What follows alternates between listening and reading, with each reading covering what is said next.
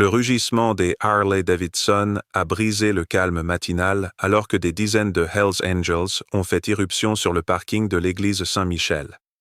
Vêtus de cuir, de jeans et de lunettes de soleil foncé, ils ressemblaient davantage à une armée d'envahisseurs qu'à des personnes en deuil. Mais, sous leurs apparences endurcies, un profond chagrin pesait sur les motards. Ils étaient là pour dire au revoir à Vince, Maverick, Johnson, leur président de chapitre bien-aimé, décédé dans un tragique accident. L'église, un petit bâtiment blanc en bardeaux niché au milieu de chênes majestueux, semblait trembler sous le grondement des moteurs.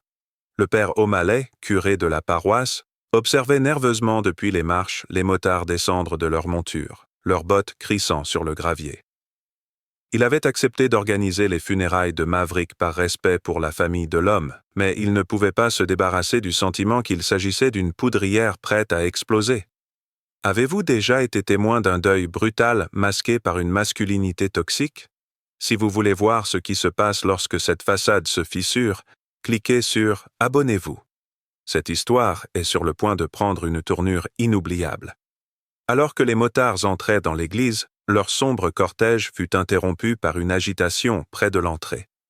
Un groupe de Hells Angels avait encerclé une famille noire, une mère et ses 2 jeunes filles. « Que faites-vous ici » ricana un motard, la voix pleine d'hostilité. « C'est un enterrement privé. Ce n'est pas un endroit pour vous. » La mère, Serena Thompson, a tenu bon.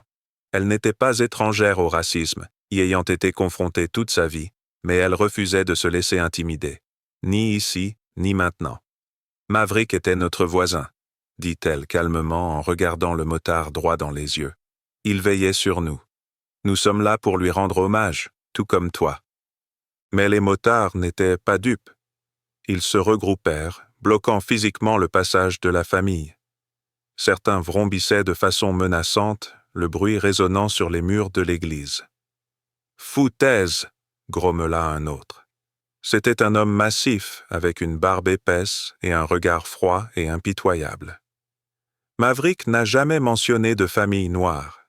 Il est probablement là pour repérer les lieux et voir ce qu'il peut voler. Les filles de Serena, Jasmine, 12 ans, et Aaliyah, 8 ans, s'accrochaient à leur mère, les yeux écarquillés par la peur. Elles n'avaient jamais vu autant de haine dirigée contre elles, jamais ressenti le poids de siècles d'oppression peser sur elles comme une force physique. L'affrontement s'est rapidement intensifié. Les motards ont commencé à bousculer la famille, le visage marqué par la rage. Les insultes racistes ont résonné, chacune frappant comme un coup. Je parie que ce sont des trafiquants de drogue, comme tous les autres. J'aurais dû savoir que Maverick était un amoureux des nègres. Il a probablement attrapé le sida en couchant avec sa pute de mère. Serena tenta de protéger ses filles, mais elles étaient trop nombreuses. Un Hells Angel costaud, tatoué White Power sur le cou, la plaqua brutalement au sol. Elle heurta violemment le trottoir, criant tandis que ses paumes se déchiraient sur l'asphalte. Jasmine et Aaliyah hurlèrent, terrifiées, tandis que les motards se rapprochaient. L'un d'eux agrippa Aaliyah par les cheveux et la tira cruellement. « Vas-y, pleure. Vous ne savez que faire. » Un autre frappa Serena dans les côtes alors qu'elle tentait de ramper jusqu'à ses filles. Le bruit de sa botte à embout d'acier heurtant la chair était d'une force écœurante. Le père O'Malley a tenté d'intervenir, mais il a été brutalement repoussé, ses appels au calme étant restés lettre morte. C'était le chaos, un tourbillon de haine et de violence qui semblait sans fin. Et au centre de tout cela, 3 vies innocentes sur le point d'être englouties. Si vous continuez à regarder, c'est que vous connaissez le pouvoir d'une seule voix pour tout changer. Continuez à regarder, car dans exactement 60 secondes, cette petite fille s'apprête à faire taire une foule rien que par la puissance de sa chanson. Soudain, une voix retentit dans le chaos. « Stop! S'il vous plaît, arrêtez! » Tout le monde se retourna pour voir Aaliyah, le visage ruisselant de larmes, debout, provocatrice, devant les marches de l'église. Elle serrait dans ses mains une feuille de papier dont les bords étaient froissés sous sa forte pression. Un Hells Angel à la barbe grisonnante, l'un des rares à ne pas avoir participé à l'attaque, s'avança. Il arracha le papier des mains d'Aaliyah et le parcourut rapidement. Son visage se vida. « C'est de Maverick, dit-il d'une voix rauque. Sa dernière volonté. Il voulait que la petite fille chante à ses funérailles. » Un silence stupéfait s'abattit sur la foule. Les motards se regardèrent, incrédules, leur colère cédant la place à la confusion. Si ce moment vous a donné des frissons, cliquez sur « J'aime » et laissez un commentaire sur un moment où le courage d'un enfant vous a frappé net. Et continuez à regarder, car l'histoire d'Aaliyah ne fait que commencer. Aaliyah s'avança, le menton tremblant, mais le regard fixe. « Maverick était mon ami, » dit-elle, sa voix aiguë et douce résonnant sur tous les visages stupéfaits. « Il m'a appris le courage. Et il adorait quand je chantais. » Elle prit une grande inspiration et se mit à chanter. C'était « Amazing Grace », l'hymne qui avait réconforté des générations d'opprimés et d'opprimés. Sa voix était pure et claire, chaque note résonnant au-dessus de la foule médusée comme une prière. C'était un son d'espoir, de résilience, d'un esprit humain inébranlable. Tandis qu'elle chantait, les motards se mirent à pleurer. Ces hommes endurcis, témoins d'une violence indicible et ayant commis des actes terribles, furent mis à genoux par la puissance d'une chanson enfantine. Ils pleuraient Maverick, le frère qu'ils avaient perdu. Ils pleuraient leur propre vie brisée, la douleur qu'ils portaient comme une blessure cachée. Et ils pleuraient l'innocence qu'ils avaient presque détruite dans leur haine aveugle. Une fois la chanson terminée, le silence n'était rompu que par des sanglots. Les Hells Angels, ces redoutables guerriers de la route, avaient été complètement anéantis. Le motard barbu s'agenouilla à la hauteur d'Aaliyah, les yeux brillants de larmes retenues. « Je suis vraiment désolé, ma petite. On ne savait pas. S'il te plaît, pardonne-nous. » Il aida Serena à se relever, époussetant ses vêtements déchirés et ensanglantés. « Maverick ne nous l'a jamais dit, mais s'il voulait que ta fille chante, c'est ce qui va se passer. » Alors que la famille entrait dans l'église, les motards se sont séparés comme la mer Rouge, la tête baissée de honte. Ils étaient venus pour enterrer leur frère, mais ils avaient trouvé quelque chose de complètement différent. Un règlement de compte. L'église se tut, tandis qu'Aaliyah prenait place à côté de sa mère, les derniers échos de son chant s'estompant dans les poutres. Les Hells Angels, ces hommes endurcis qui avaient tant vu et tant fait, étaient encore sous le choc de la puissance de sa voix, de la façon dont elle avait ouvert leur cœur calleux et exposé l'humanité crue et douloureuse qui les sous-tendait. Marcus, Stinger, Harding, vice-président du chapitre, fut le premier à prendre la parole. Il se dirigea vers le podium, sa carrure imposante éclipsant le bois délicat. Il s'éclaircit la gorge, une fois, deux fois, cherchant ses mots. Maverick. Sa voix se brisa à ce nom et il dut s'interrompre, déglutissant difficilement. Maverick était plus que notre président. C'était notre frère. Il voyait chez les gens des choses qu'ils ne voyaient même pas chez eux. Il croyait aux secondes chances, au pouvoir de la rédemption. Le regard de Stinger se posa sur Aaliyah et il tressaillit, comme si sa vue lui avait porté un coup. Je pense que c'est pour ça qu'il s'est lié d'amitié avec cette petite fille et sa famille. Il a vu quelque chose en eux, quelque chose de bon et de pur. Et nous avons failli détruire tout ça. Un murmure parcourut l'église, un bruissement de cuir et de denim, tandis que les motards s'agitaient, mal à l'aise, sur leurs sièges. Ils ne pouvaient se regarder dans les yeux, ne supportaient pas de voir leur propre honte se refléter sur eux. Le père O'Malley s'avança, son visage bienveillant marqué par la tristesse. « Vance Maverick Johnson était un homme qui comprenait le pouvoir de l'amour, » dit-il doucement. Il savait qu'il pouvait combler tous les fossés, guérir toutes les blessures. Il voyait le meilleur chez les gens, même lorsqu'ils ne le voyaient pas en eux-mêmes. Les paroles du prêtre semblaient flotter dans l'air, un défi et une bénédiction à la fois. Les motards en ressentaient le poids, la façon dont ils se pressaient contre les murs de préjugés et de haine qu'ils avaient érigés autour de leur cœur. Serena, la mère d'Aaliyah, se leva alors, les mouvements crispés par la douleur. Les ecchymoses causées par l'attaque des motards noircissaient déjà sa peau, témoignage tacheté de leur brutalité. Mais lorsqu'elle parlait, sa voix était claire et forte. Maverick était notre ami, disait-elle simplement. Il veillait sur nous, s'assurait que nous avions ce dont nous avions besoin. Il a appris à mes filles qu'elles pouvaient devenir ce qu'elles voulaient, faire ce qu'elles voulaient, quoi qu'on leur dise. Elle contempla la mer de visages, les visages tatoués et marqués de cicatrices des hommes qui l'avaient récemment agressée. « Je sais que tu souffres, dit-elle doucement. Je sais que tu es en colère et effrayé. Mais Maverick, il n'aurait pas voulu ça. Il n'aurait pas voulu que sa mort serve de prétexte à davantage de haine, de violence. » Les motards changèrent de position. Un frisson de malaise les parcourut. Ils savaient qu'elle avait raison, qu'ils avaient trahi tout ce que Maverick représentait. Alia se leva alors, sa petite silhouette tremblante, mais sa voix assurée. « Maverick me disait que la musique avait du pouvoir, dit-elle, les yeux brillants de larmes retenues. Il disait qu'elle pouvait changer les cœurs, changer les esprits. Il croyait en moi, même quand je n'y croyais pas. » Elle prit une grande inspiration et se mit à chanter. C'était un air simple, une berceuse que Maverick lui avait apprise. Mais dans sa voix, cela devenait quelque chose de plus, de transcendant. Ces mots évoquaient l'amour, le pardon, les liens indestructibles des relations humaines. Ils semblaient envelopper les motards, s'infiltrer jusqu'à leurs os, dissipant des années de colère, de douleur et de peur. Et, tandis qu'elle chantait, un miracle se produisit. Les motards se mirent à la rejoindre, leur voix rauque et inexpérimentée se mêlant à la sienne dans une harmonie aussi brute et puissante qu'inattendue. Ils chantaient la fraternité, la loyauté, les liens qui unissent même les âmes les plus disparates. Ils chantaient Maverick, l'homme qui les avait réunis, qui leur avait montré une meilleure voie. À la fin de la chanson, un silence parfait et cristallin s'installa. Puis, à l'unisson, les Hells Angels se levèrent. Ils ôtèrent leurs casques, découvrant leur tête en signe de respect et d'humilité. Stinger s'avança, les yeux brillants de larmes.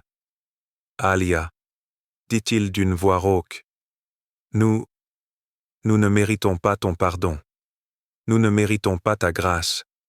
Mais si tu trouves la force de chanter pour Maverick, de lui rendre hommage comme il l'aurait souhaité, nous t'en serons infiniment reconnaissants. » Alia hocha la tête, son petit visage solennel.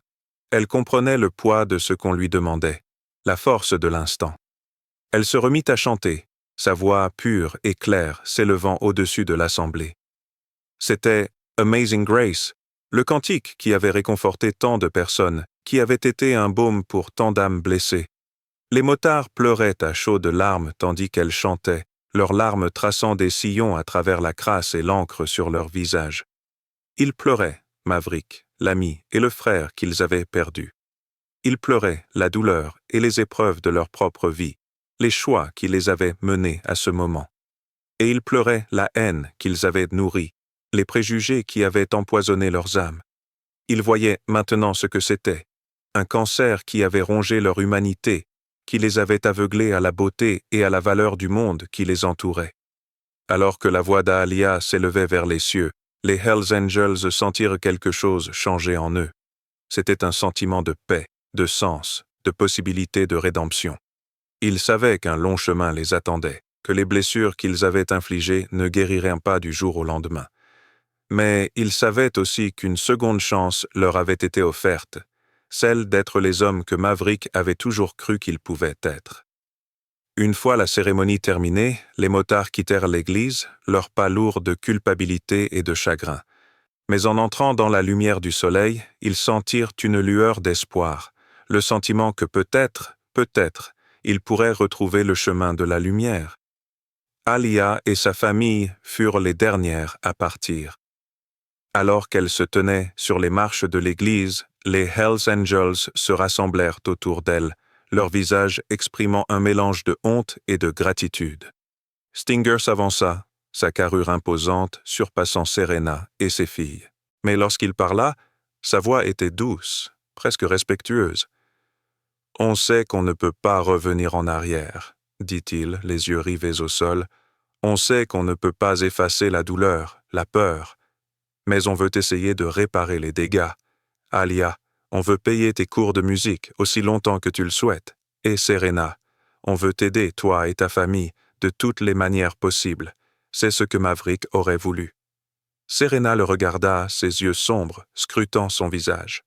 Elle y vit de la sincérité, un remords sincère, et elle sut que c'était un moment de grâce, une chance de guérison, de pardon.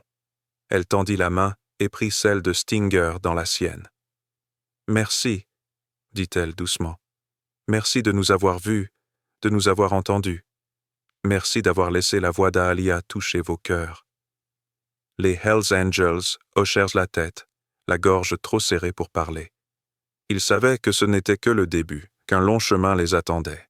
Mais ils savaient aussi qu'ils avaient reçu un don précieux, la chance de faire partie de quelque chose de plus grand qu'eux. Tandis qu'Aalia et sa famille s'éloignaient, le soleil illuminant leurs visages, les motards les regardèrent partir. Ils savaient qu'ils n'oublieraient jamais ce jour, qu'ils n'oublieraient jamais le pouvoir d'une chanson enfantine sur leur vie. Ils firent vrombir leur moteur en hommage à l'homme qu'ils avaient perdu et à l'avenir qu'ils avaient gagné, et tandis qu'ils s'éloignaient vers l'horizon, ils emportaient avec eux le souvenir de Maverick et l'espoir d'un avenir meilleur. Les jours et les semaines qui suivirent les funérailles de Maverick furent une période de profonds changements pour les Hells Angels. Ils avaient été profondément bouleversés par la chanson d'Aalia, par la façon dont elle avait mis à mal leur défense et révélé la laideur qui s'était enracinée en eux. Ils savaient qu'ils ne pourraient pas revenir en arrière, qu'ils devaient trouver une nouvelle voie. Alors, avec une détermination née du chagrin et de la culpabilité, ils s'attelèrent à la tâche de réparer leur tort. Tout a commencé avec Aalia et sa famille. Les motards ont tenu parole, ont financé les cours de musique d'Aalia et ont aidé Serena dans tous ses besoins. Ils ont réparé le toit qui fuyait de leur maison, fait les courses quand le budget était serré et ont même aidé Jasmine à faire ses devoirs. Au début, c'était gênant, les motards hésitant entre leurs paroles et leurs actes, ne sachant pas comment combler le fossé qui les séparait. Mais peu à peu, au fil des semaines et des mois, quelque chose a commencé à changer. La musique d'Aalia devint un élément régulier des rassemblements des Hells Angels. Elle chantait pour eux d'une voix pure et claire, et ils l'écoutaient, leur visage s'adoucissant à chaque note. Ils commencèrent à la voir non pas comme un symbole de leur honte, mais comme un rappel de leur potentiel pour le bien. À mesure qu'Aalia prenait confiance en elle, les motards avaient de plus en plus de sens.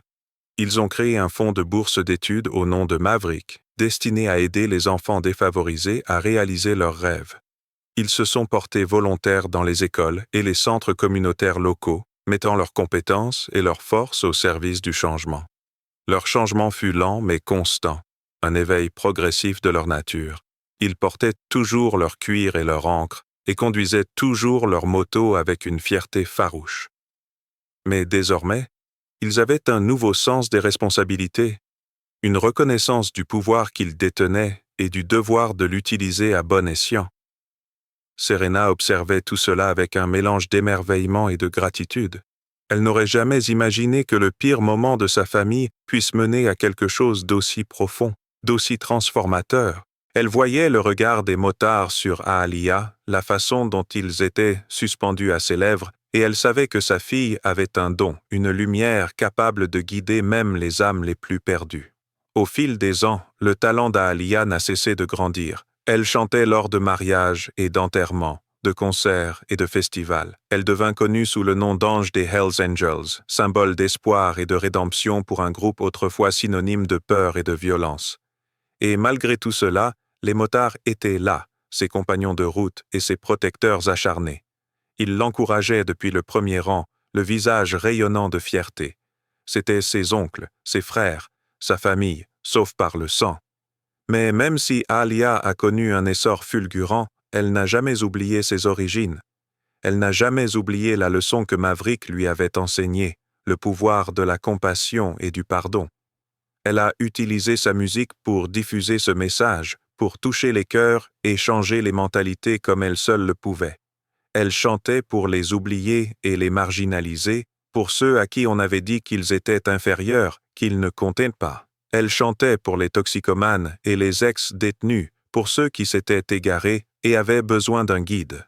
Et partout où elle allait, les Hells Angels la suivaient, un rappel du long chemin qu'ils avaient parcouru et des liens qui avaient été forgés dans les feux de la tragédie et de la rédemption. Ils étaient là le jour où Aaliyah a obtenu son diplôme de fin d'études secondaires, leur moto alignée en une rangée rutilante, leur moteur vrombissant en guise de salut. Ils étaient là lorsqu'elle a été acceptée à Juilliard, leurs cris de joie résonnant dans les rues. Et ils étaient là quand elle revint chez elle, des années plus tard, une star à part entière. Elle se tenait sur la scène de la vieille église, celle-là même où elle avait chanté pour Maverick tant d'années auparavant. Mais cette fois, les bancs étaient remplis non seulement de motards, mais de personnes de tous horizons. Costumes et cravates se mêlaient au cuir et au denim, témoignant du pouvoir rassembleur de la musique d'Aaliyah. Tandis qu'elle chantait, sa voix s'élevant vers les cieux, les Hells Angels pleurèrent à nouveau. Mais cette fois, leurs larmes n'étaient ni de chagrin ni de honte, mais de joie et de fierté. On leur avait offert une seconde chance, celle de faire partie de quelque chose de plus grand qu'eux. Et ils avaient saisi cette chance, l'avaient saisie avec toute la détermination farouche de leur cœur sauvage. À la fin de la chanson, les applaudissements furent assourdissants. Aaliyah s'inclina, les yeux brillants de larmes, puis, dans un moment inoubliable, elle fit signe aux Hells Angels de la rejoindre sur scène. Ils arrivèrent, ces hommes rudes et burinés, leurs pas hésitants au début, mais de plus en plus assurés à mesure qu'ils avançaient. Ils se tenaient derrière elle, un mur de force et de soutien, leurs visages rayonnant d'un amour sans bornes. Et tandis qu'Aaliyah élevait à nouveau la voix, les motards la rejoignirent, leurs harmonies rauques se mêlant à sa voix pure. Ils chantaient l'espoir et la rédemption, le pouvoir des secondes chances et les liens indestructibles de la famille. Ce fut un moment de joie pure et débridée, une célébration de tout ce qui avait été accompli et de tout ce qui restait à venir. Et tandis que la musique inondait la foule, que les voix des Hells Angels et de leurs anges s'élevaient jusqu'au plafond, il n'y avait pas un œil sec dans la salle. Car à cet instant, il ne faisait plus qu'un. Une famille, une communauté, un cœur battant. Et même si la route serait longue et sinueuse, même si elle semait d'embûches et de difficultés, ils savaient qu'ils les affronteraient ensemble, avec la force et l'amour forgés au cœur de leur histoire commune.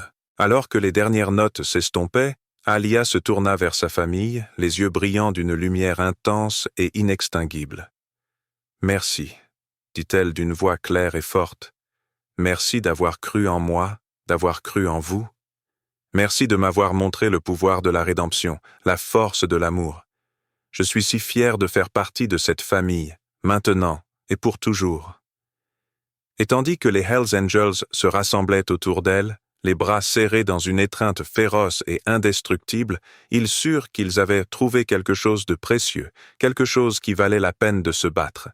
Ils avaient trouvé un foyer, un but, une raison d'être meilleurs qu'avant. Ils avaient trouvé leur ange, leur guide. Et ils la suivraient jusqu'au bout du monde, contre vents et marées, toujours et à jamais. Car tel était le pouvoir de l'amour, le pouvoir de la musique, le pouvoir d'une petite fille dont la voix pouvait changer le monde. Et les Hells Angels savaient, avec une certitude qui brûlait au plus profond d'eux-mêmes, qu'ils ne laisseraient jamais cette lumière s'éteindre. Ni maintenant, ni jamais.